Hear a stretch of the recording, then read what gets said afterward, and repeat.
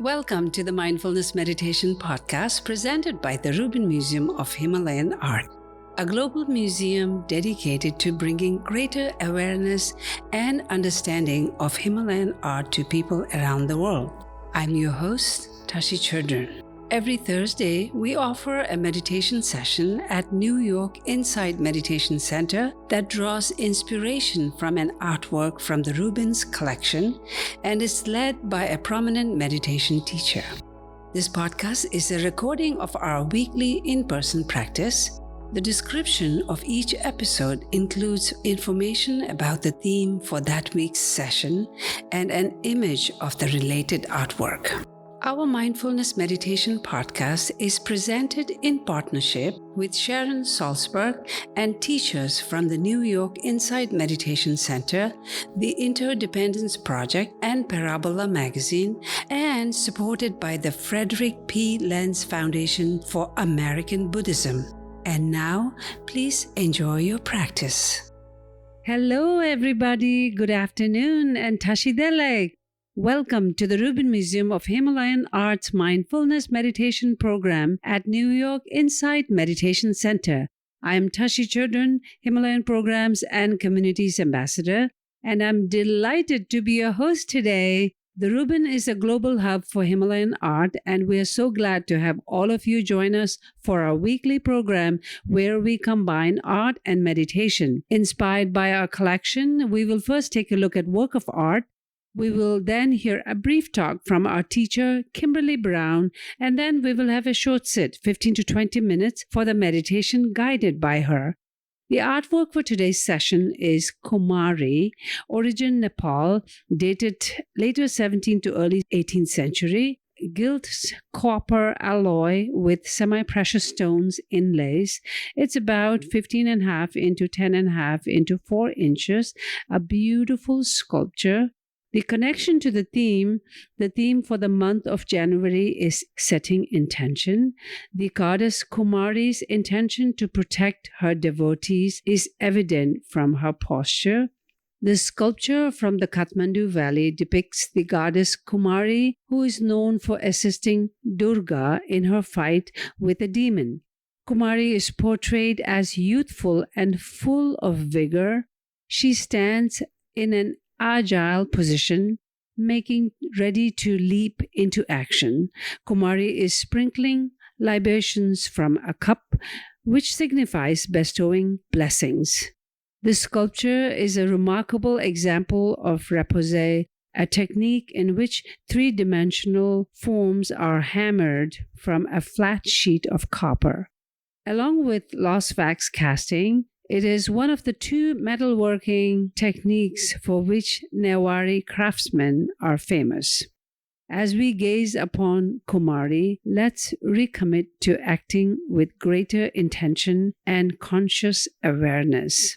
Now let's bring on our teacher for today. Our teacher is Kimberly Brown. Kimberly Brown is a meditation teacher and author. She leads classes and retreats that emphasize the power of compassion and kindness meditation to reconnect us to ourselves and others.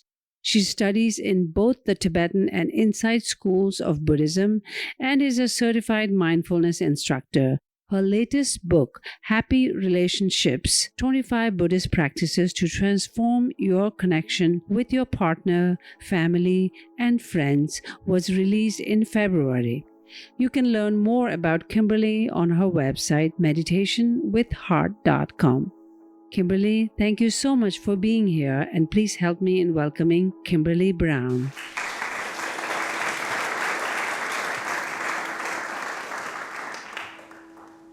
Today at the Rubin, we're talking about intention. And if you've spent any time with Buddhists or studying Buddhism, you'll know that we talk a lot about it. It's considered a really important and valuable discipline. But if you haven't, you might have grown up believing that intention isn't valuable at all. In the U.S., at least, it's really action that is most important and most prized. And I grew up hearing a saying that is, the road to hell is paved with good intentions. And What that means is if you have a bad outcome, it doesn't matter what you wanted to happen. It just matters that what happened was negative. Now, from a Buddhist view, we don't believe this. First of all, if you have a clear and beneficial intention, and it's really true, and you give someone a gift because you want them to enjoy it, and they don't like it, the outcome doesn't really matter. What matters is that you had a true intention that was toward the good, and that's meaningful. And also, it's true that when an intention is unexamined and uncultivated, it isn't very meaningful. Okay? Then the intention doesn't have any power, right? It doesn't have power to guide us. And so it's only when we develop and we strengthen and we really get in touch with our true intentions that we can then use it as a directive force to lead all of our actions, our thoughts, our words, our communications, and our deeds towards what's important to us, towards what's beneficial, and away from anything that causes harm. And intention isn't really, it's not mysterious or complicated. It's our underlying motivation. And it's something that happens before we do something, before we decide that, or before we even, take the action. So, for example, you have an intention before you start cooking dinner for your family. Okay, there's a reason you're doing it. There's something that motivates you. And if your intention is unwise, it might be because you feel obligated to do this, to cook this dinner, and the outcome might be that you resent doing it. But if you choose to clarify your intention and really get in touch why you cook dinner for your family or for yourself, you might be able to connect with the realization that you're doing it because you care for yourself and these people. And when you get in touch with such a true intention, it makes it a lot easier to appreciate your efforts and the task. So today we'll do a brief intention setting exercise, and it will help you to connect with your wholesomeness, your skillful, wise, your compassionate heart. And it will help you deepen these motivations, these aspirations to cause no harm and to benefit yourself and others. So go ahead and close your eyes. Just notice what happens when you close your eyes. It's likely your attention quickly goes into a thought, a plan, a memory, what you have to do later. If you're in physical pain, it very likely goes right to that pain.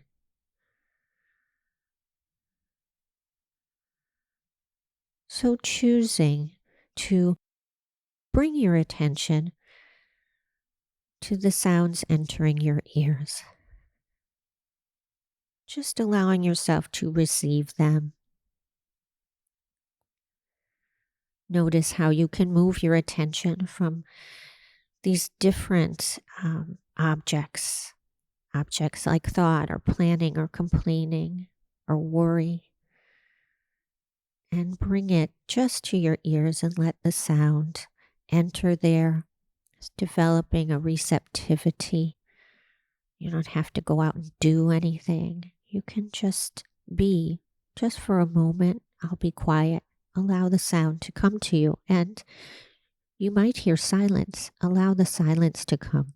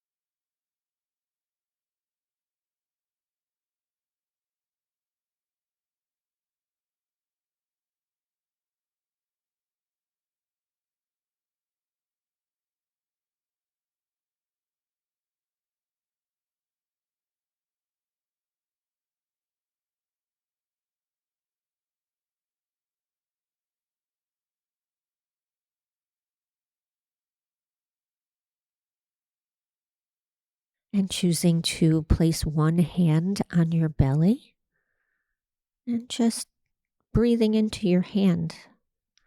Noticing how you can breathe all the way down, expanding your abdomen, and your hand will feel that. And exhaling fully, and your hand will feel that too. Just leave that hand here on your belly to steady yourself and ground yourself as you place your other hand on your heart.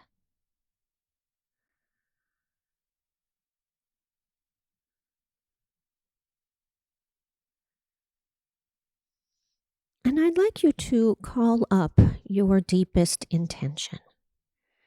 So you're allowing it to arise. It's unlikely you have to kind of figure this out or intellectualize. With your hand on your heart and on your belly, allow it to arise from within you. And take a moment here you might sense a feeling, you might sense an emotion, a sensation, an image might come to you. See if you can connect with what arises and clarify. Clarify this intention, this motivation, this aspiration.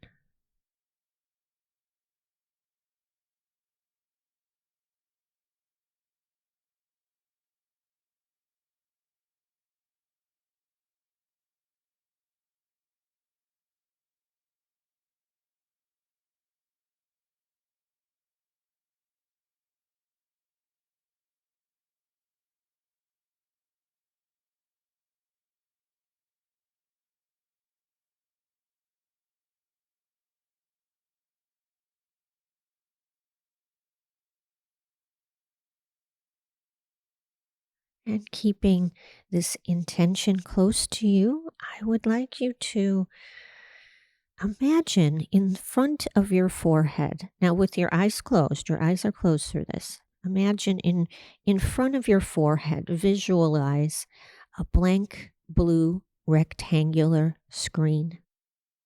The screen of the mind, like a big movie screen that you can see at your third eye in your forehead. So imagining this big screen. And now, in your own handwriting, write your intention in bright, glowing white ink on the screen.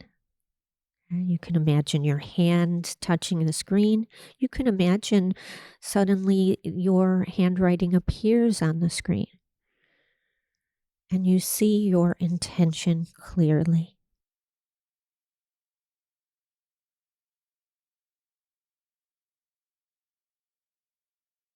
While you're writing this or looking at it, get a sense of your intention. Feel it with your hand on your heart and your hand on your belly.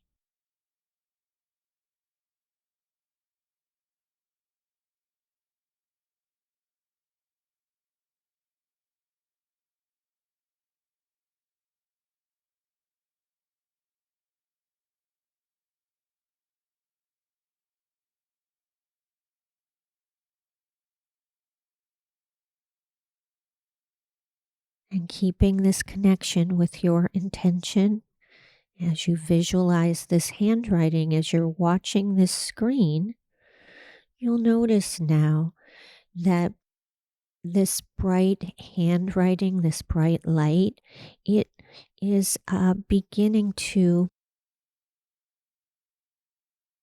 dissolve.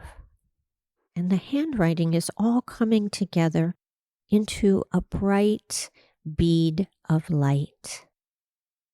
So you'll see your handwriting, you'll see your intention, and then slowly it comes together and forms this bright white drop of light.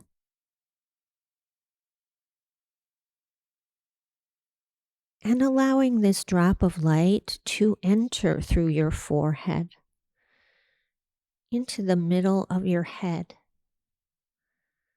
And it's almost like liquid. It's bright and it's warm. And it slowly begins to travel down from the middle of your brain right through the center of your body, through your spinal cord. So slowly from the top of your head here down past your ears, through your throat, down into your heart center, to above your navel, into your belly, into your abdomen. And then when it reaches your root, your perineum, it splashes.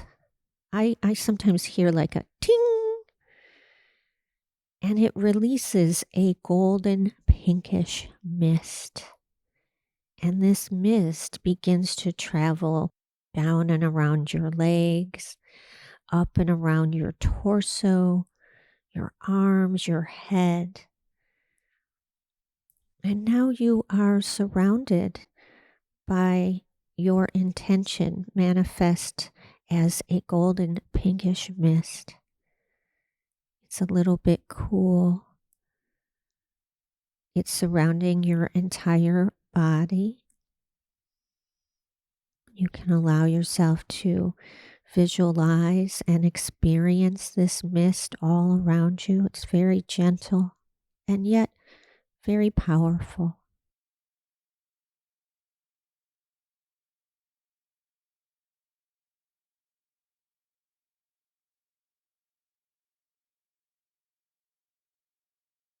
Resting here in this mist for just a minute.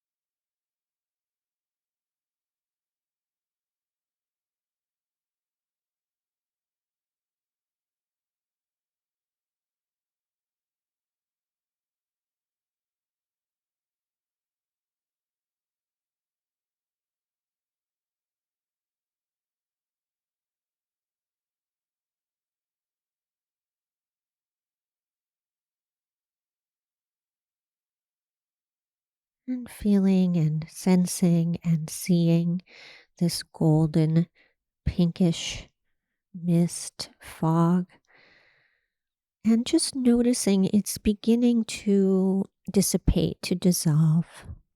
It will naturally do so. And knowing now that your intention has been deeply rooted into your mind and your body and your heart,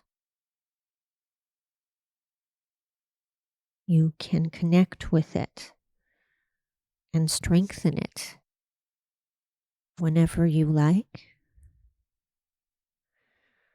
I encourage you to at least once a day call up your intention. Say it to yourself 3 times. Go through this visualization where you see it on the screen, where you allow it to become a light, become part of your body and heart and mind system.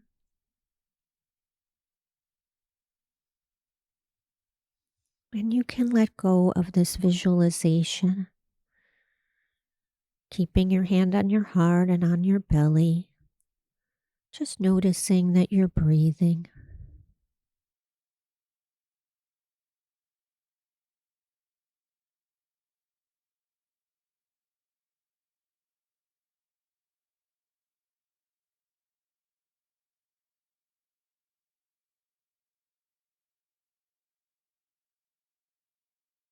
And before we conclude this practice, I would like you to rejoice. Rejoice in your motivation, in your intention. Sankalpa is the word for it in Sanskrit.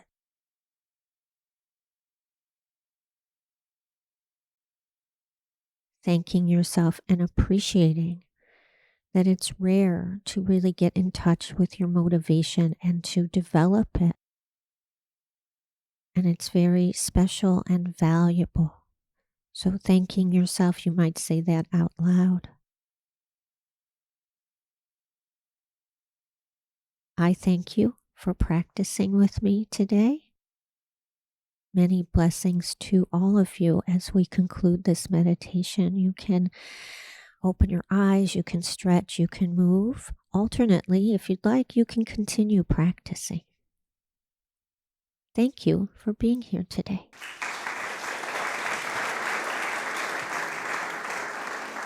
That concludes this week's practice.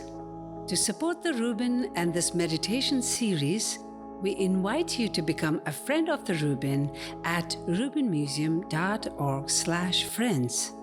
If you are looking for more inspiring content, please check out our other podcast, Awaken, which uses art to explore the dynamic paths to enlightenment and what it means to wake up. Season 4, hosted by Isabella Rossellini, delves into the Buddhist concept of attachment and explores how the practice of letting go can transform our experience of the world. Available wherever you listen to podcasts. And to learn more about the Rubin Museum's work around the world, visit rubinmuseum.org. Thank you for listening. Have a mindful day.